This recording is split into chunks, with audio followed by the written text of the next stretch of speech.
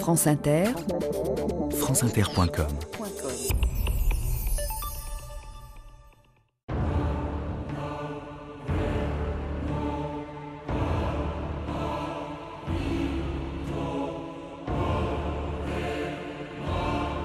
Ma peinture porte en elle le message de la douleur.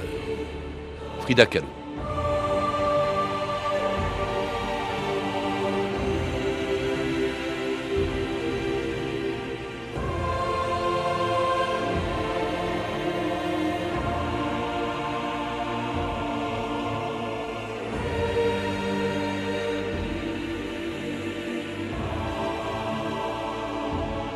« 2000 ans d'histoire.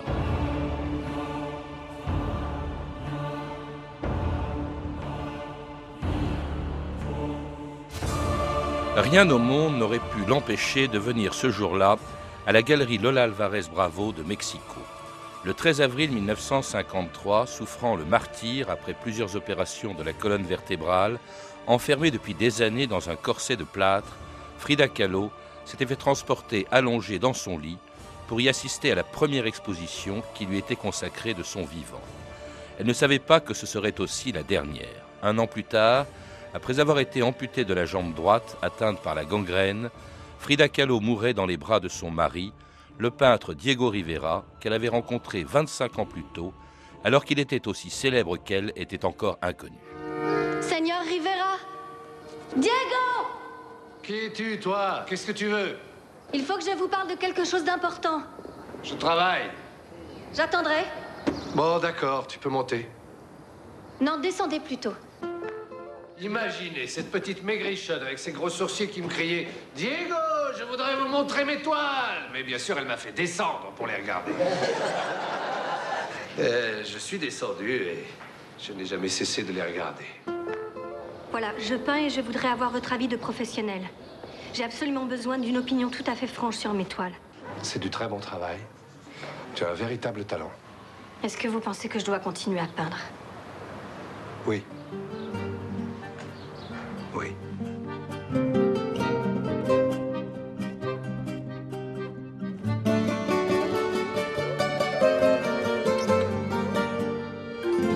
Christina Burrus, bonjour. Bonjour. C'était le jour où, en 1928, Frida Kahlo rencontrait celui auprès duquel elle allait devenir une des figures les plus importantes de l'histoire de la peinture. Mais alors ce jour-là, vous le rappelez dans sa biographie publiée chez Gallimard Découverte, eh bien Frida Kahlo avait 21 ans, elle était inconnue, alors que lui était déjà le peintre le plus célèbre du Mexique.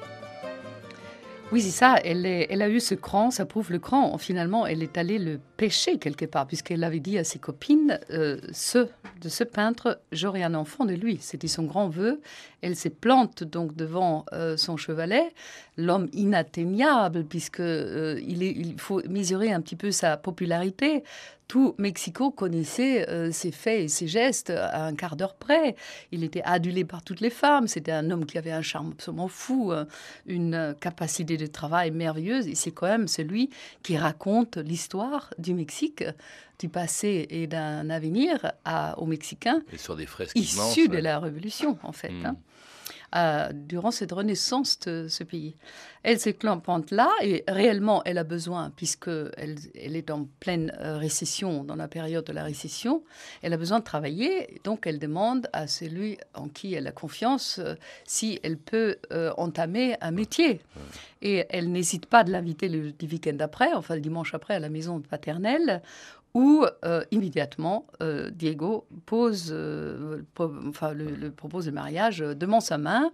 Alors, chose très cocasse, le père résiste absolument et essaie de la démontrer. Le père de Frida, oui. Le père de Frida essaie de la démontrer comme quelqu'un de très laid, très malade. Il faut surtout pas l'épouser. Il a tout fait pour pas lâcher sa fille, en fait.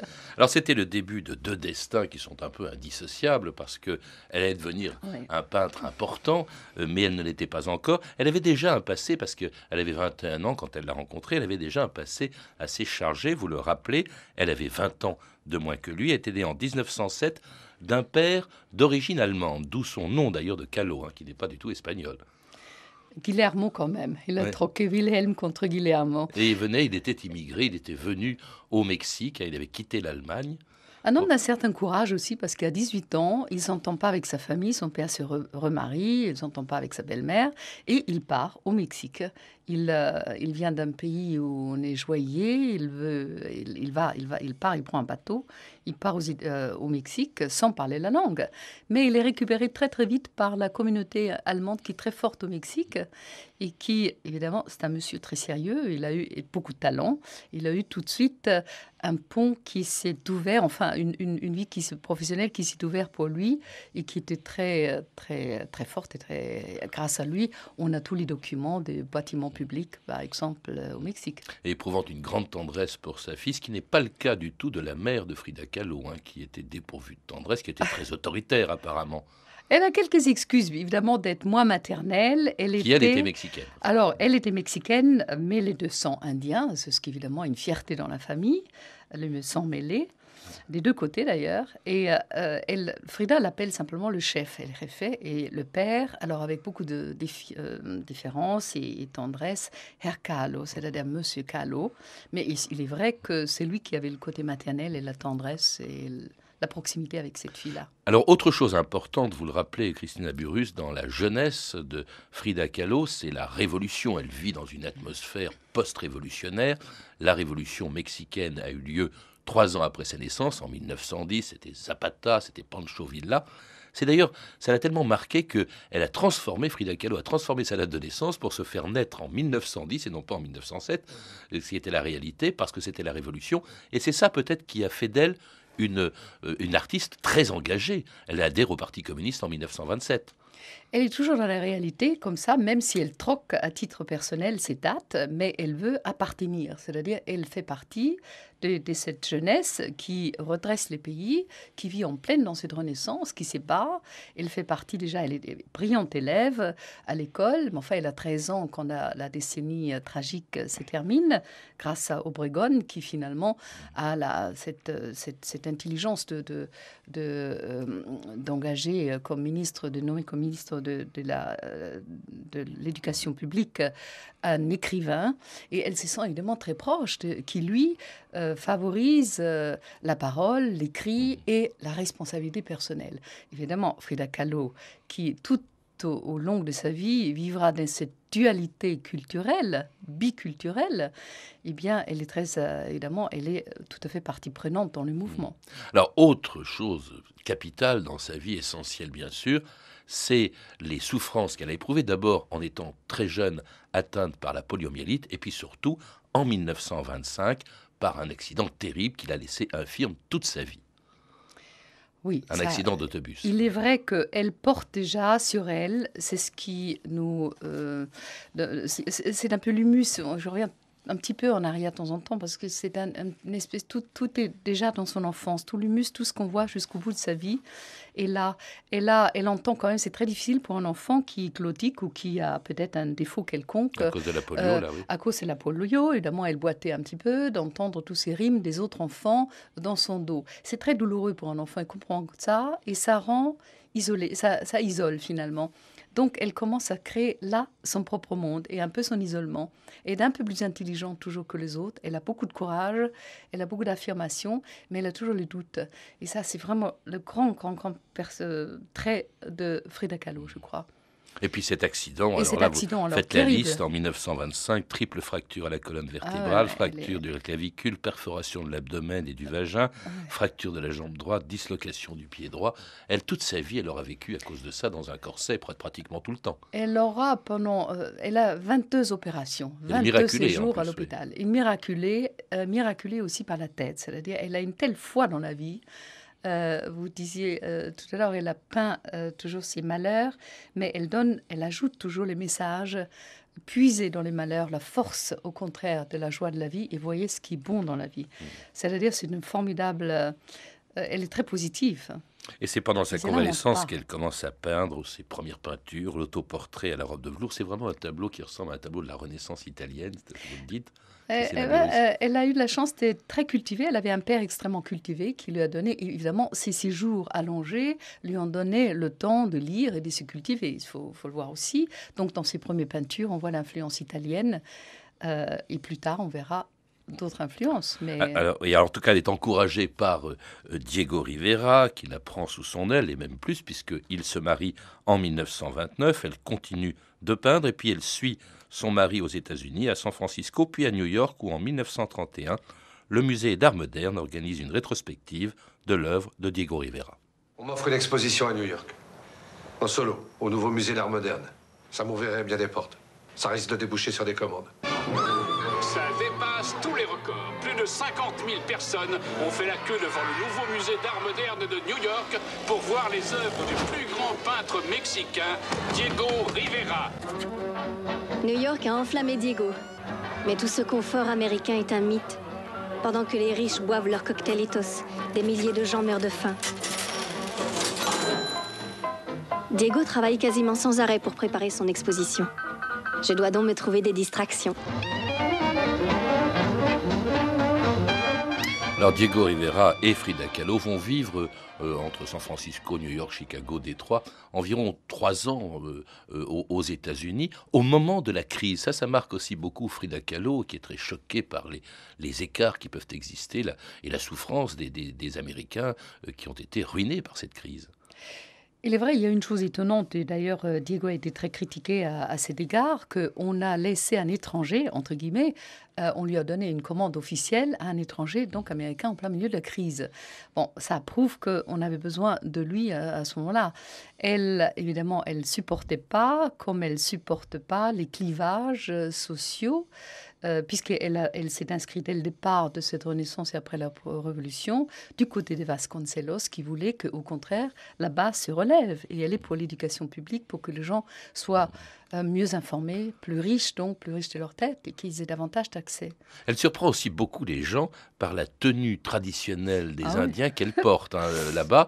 Elle est très attachée, d'ailleurs on la voit pratiquement sur tous ses tableaux, cette tenue traditionnelle qu'elle porte. Elle porte sa culture sur son dos. Elle fait partie de celle qui se proclame de ce nationalisme naissant après la dictature de Diaz.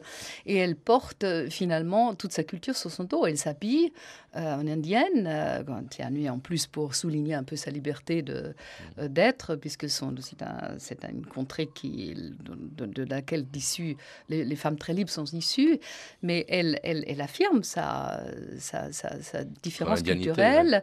Mais alors dans la rue de New York, évidemment, on imagine tous dans ces rues qui sont marquées de gris, de noirs et de blancs, évidemment, souvent on pense qu'elle sort d'un cirque quelconque ou qu'elle est une danseuse exotique en tout cas. Elle est très belle tenue que l'on voit justement sur tous Magnifique, ces autoportraits. elle est tellement belle. Alors lui aussi détonne pas mal, il choque beaucoup, surtout lorsque le Rockefeller Center, Rockefeller, lui demande une grande fresque justement à New York. Alors là, que voit Rockefeller au moment de l'inauguration?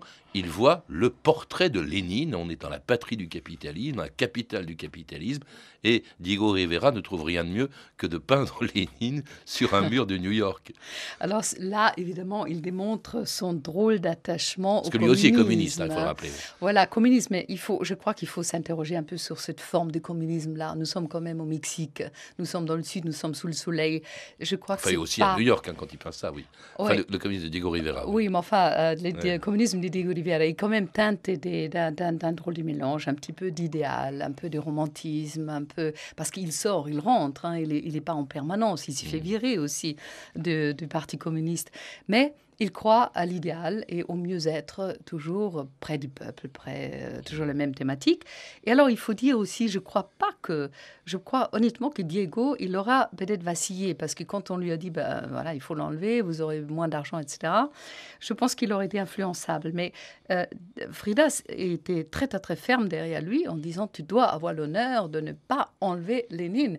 Et du coup, ils ont dû déménager d'un grand confort pour aller dans une vie plus bohème. Elle a tapé elle-même des lettres de réconfort dans ce sens. Et puis finalement, revenir au Mexique tous les deux, dans une maison qui va devenir le rendez-vous de tous les peintres, les intellectuels, les artistes européens de passage au Mexique, et puis aussi d'un exilé célèbre que Diego Rivera demande à sa femme d'accueillir au Mexique. Frida, j'aurais à te demander une faveur. Ce n'est pas pour moi, c'est pour Trotsky. Les Norvégiens l'ont expulsé. Aucun autre pays ne veut de lui et Staline veut sa mort. J'ai fait appel au président Cardenas en personne. Ils lui ont accordé l'asile au Mexique et il vient bientôt. J'aimerais que tu viennes l'accueillir avec moi. Qu'il soit hébergé dans la maison de ton père. C'est beaucoup demandé, mais c'est une transition difficile pour lui et sa femme. Et puis, Trotsky est un grand homme sur lequel pèse un énorme danger et nous avons l'occasion de l'aider. Oui, c'est d'accord. Natalia et moi, nous vous sommes profondément redevables de votre générosité en ces temps difficiles. Et votre charmante épouse, elle a fait de la dernière étape de notre voyage un délice. Nous sommes très honorés de vous recevoir, vous et votre femme, chez nous. Diego, ils meurent de faim. Il faut leur donner à manger. Merci. Que los agraristas somos una punta de ladrones, porque no queremos ser los bueyes de los patrones.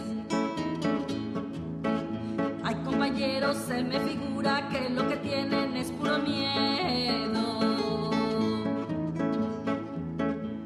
Que no sean tan habladores esos presumidos amos, que se cuiden un poquito, que sus trapos les sacamos.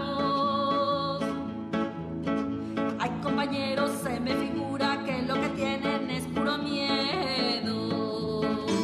Et c'était Los Agraristas, une chanson de Concha Michel, qui était une amie de Frida Kahlo. On la voit d'ailleurs en photo peu de temps avant la mort de Frida Kahlo dans votre livre, Christina Burrus, et Concha Michel qui était aussi engagée politiquement que Frida Kahlo ou que Diego Rivera. Quand ils accueillent au Mexique quelqu'un qui va jouer un rôle évidemment important, c'est Trotsky. Trotsky qui est accueilli et qui va rester pendant un certain temps, non pas dans la maison de Frida Kahlo et de Diego Rivera, mais dans la maison des parents de Frida. Dans laquelle ils vivent, quand Oui. même, dans laquelle Oui. Frida vit. Ils font une petite aile, on rajoute toujours un petit bout, c'est très mexicain, même aujourd'hui encore, quand on a besoin de place. Donc ils ont fait de la place. Ils ont surtout rehaussé les murs de protection autour. Et oui, parce que Trotsky est un homme voilà. en danger. Oui. Alors, Frida est allée les chercher à Tampico. Diego, notre grand et cher Diego, lui, par contre, il avait un problème à l'œil et il ne s'est pas montré. Bon. Donc, ils se sont installés pendant 2 années dans cette maison parentale à côté de Frida et de Diego qui va et vient. Qui va et vient parce qu'il a des maîtresses. Il a même eu comme maîtresse la sœur de Frida Kahlo. Alors ça va entraîner une rupture.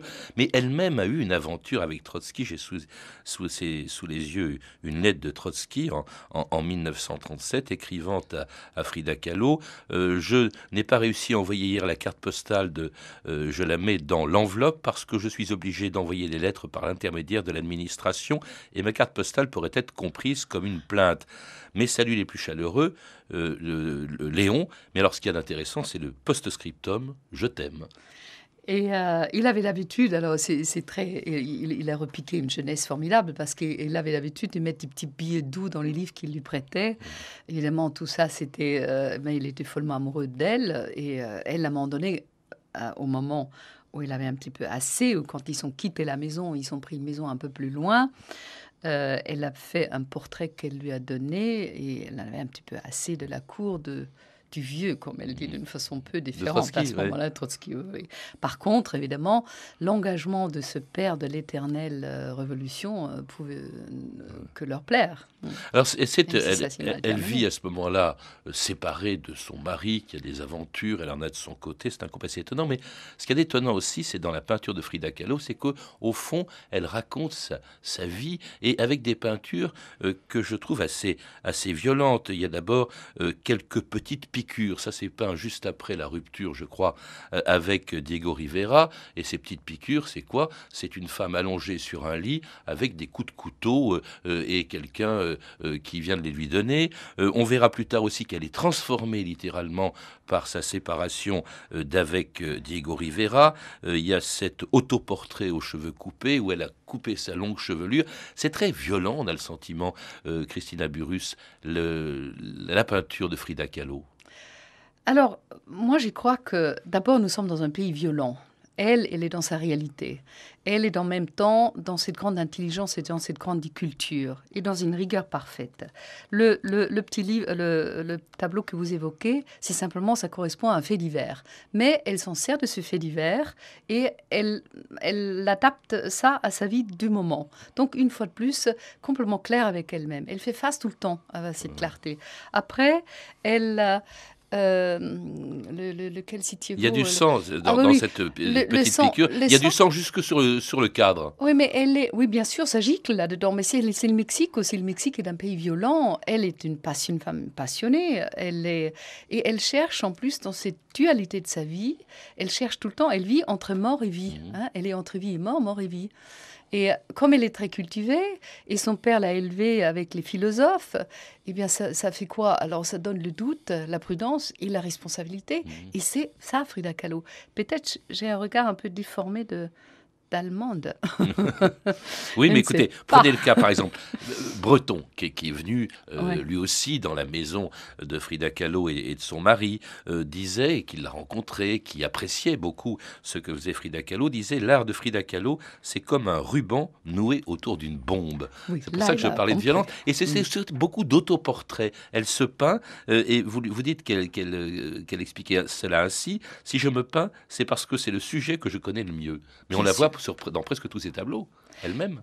Mais bien sûr, parce que elle est, en fait, son père lui apprend de se regarder, de réfléchir. Bon, elle vit cette vie de recluse, en fait, à moitié du temps. Elle est quand même enfermée. Elle a appris à regarder dans le cabinet de son père. Et elle vit quoi? Elle vit dans un lit à baldaquin, c'est-à-dire c'est une toute petite chambre, une chambre noire, une fois de plus.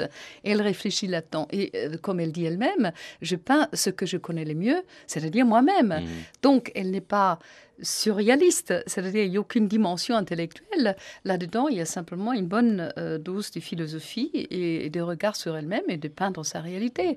Si elle peint les autoportraits après, elle a une longue série d'autoportraits où elle est affublée de tous ses familiers, ses animaux, ses singes, ses chiens, sa vie au quotidien, eh bien, c'est parce que simplement, elle offre le portrait et on commence à la payer, enfin grâce un petit peu au coup de pouce aussi de Diego. Mais il me plaît de regarder dans ce regard qui est si extraordinaire généralement, je vois toujours le non-regard là-dedans. C'est l'offre son effigie. Elle commence à vendre ses tableaux. D'ailleurs, Breton l'a fait venir à Paris pour une exposition qui s'appelle Mexique, qui est un succès d'estime parce qu'en réalité, elle ne vend qu'un seul de ses tableaux et encore, il est acheté par l'État français. Mais Breton veut qu'elle adhère au mouvement surréaliste. Elle refuse. Je déteste le surréalisme, dit-elle. C'est pour moi une manifestation décadente de l'art bourgeois. Et pourtant, ces peintures, à bien des égards, donnent le sentiment d'être des peintures surréalistes. Le suicide de Dorothy Hale, ce que l'eau m'a donné, tout ça, quand on le voit dans votre livre, quand on en voit les représentations, c'est vraiment presque surréaliste. Mais quand on est dans autant de douleurs, quand on a 22 opérations dans la vie et quand en plus on se part quand même tout le matin comme pour aller sur une scène de théâtre de la vie, il faut imaginer un peu tous les matins, elle doit mettre des heures pour se séparer, pour affronter la vie. Et bien, je crois que... est-ce qu'elle n'est pas surréelle elle-même ? Parce qu'il y a aussi, elle est hantée par la mort dans ses tableaux. Il y en a un que vous montrez aussi, Les 4 habitants de Mexico. C'est un ouvrier sans main, une statuette précolombienne, une fillette, c'est elle, et puis un squelette. Et on voit des squelettes un peu partout dans ses peintures aussi. Elle appréhende la mort. Elle appréhende la mort, il y a quoi? Elle l'appréhende, mais en même temps, au Mexique, nous sommes au Mexique. La mort est présente dans la vie. Quand vous regardez la gaieté du 1er novembre de la fête des morts, vous mangez vos crânes, vous mangez, et ça, vous avalez la mort. Et la mort et la vie, c'est la même chose, en fait. Et la mort, en tout cas, elle approche à grands pas, elle le sent bien. Elle a 47 ans, 46 ans, même au moment où, pour la première fois, on fait d'elle, on organise pour elle la première exposition uniquement consacrée à elle de son vivant. Elle est extrêmement malade, on l'oblige à porter un corset en acier. On lui fait faire également une opération, une greffe à la colonne vertébrale. C'est assez pathétique pendant la guerre, ce qui se passe, l'espèce de déchéance physique de Frida Kahlo, au risque d'ailleurs de l'empêcher d'assister au vernissage de cette première exposition qui lui est entièrement consacrée et à laquelle elle se rend quand même transportée dans son lit alors que personne ne s'attend à la voir. Son œuvre est acide et tendre, dur comme l'acier et subtil comme l'aile du papillon. Adorable comme un sourire. Cruel comme l'injustice de la vie.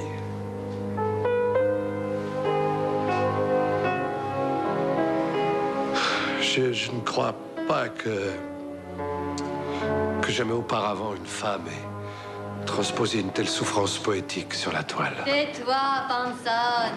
On enterre qui? Où est la musique? Vous voyez, docteur, sitôt j'ai obéi à vos consignes. Je n'ai pas quitté mon lit. Frida. Aïe, docteur, si vous me permettez de boire cette tequila, je promets de ne rien boire à mes funérailles. Accordé. À Frida! À Frida! Salías del templo un día, llorona, cuando al pasar yo te vi. Et c'était Frida Kahlo dans un extrait de film débarquant dans l'exposition, la première qui lui a été consacrée, la dernière aussi, puisque elle est morte peu de temps plus tard. Une femme qui a peint, tenté de peindre jusqu'au bout, qui s'est battue, qui a milité jusqu'au bout. On voit dans votre livre une photo d'elle quelques jours à peine avant sa mort, où elle est dans une chaise roulante et elle manifeste encore, c'est contre la déposition du président guatémaltèque Arbenz, et elle est là dans la rue avec la colombe de Picasso dans les mains. Elle s'est battue jusqu'au bout, cette femme. Et cette photo, j'y tiens énormément parce que là, elle n'est pas maquillée, elle est bijoutée comme d'habitude, elle a un foulard sur la tête et elle est la plus belle des belles. Il attend un consentement au départ qu'elle pressent et un engagement jusqu'au dernier bout. Il faut aussi dire, elle est assise dans cette chaise roulante et elle est amputée d'une jambe. C'est monstrueux de résister à tout ça. Et en plus de se battre pour les autres. Elle est morte à 47 ans. Elle aurait cette année 100 ans. Qu'est-ce qui reste d'elle? Parce que sa peinture est tellement originale qu'on a l'impression qu'elle est sans postérité.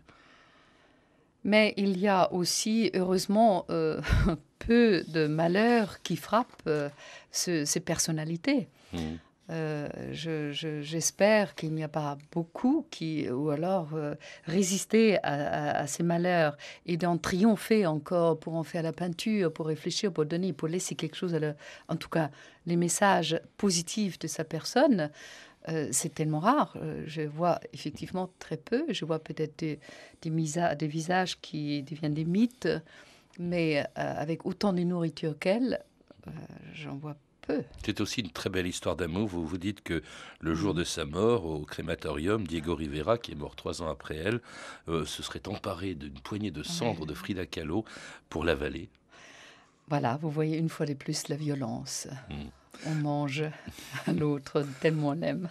Merci Christina Burrus. Pour en savoir plus, je recommande la lecture de votre livre Frida Kahlo, une biographie de Frida Kahlo, publiée chez Gallimard dans la collection Découverte. À lire également Frida Kahlo par Frida Kahlo, la correspondance et les écrits de l'artiste, publié aux éditions Christian Bourgois. Vous avez pu entendre des extraits du film Frida de Julie Taymor, avec Salma Hayek dans le rôle titre, est disponible en DVD chez TF1 Vidéo. Vous pouvez retrouver toutes ces références par téléphone au 32 30, 34 centimes la minute ou sur le site franceinter.com. C'était 2000 ans d'histoire.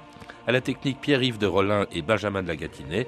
Documentation, Emmanuel Fournier, Claire Destacan et Franck Olivard. Une réalisation de Anne Kobilac.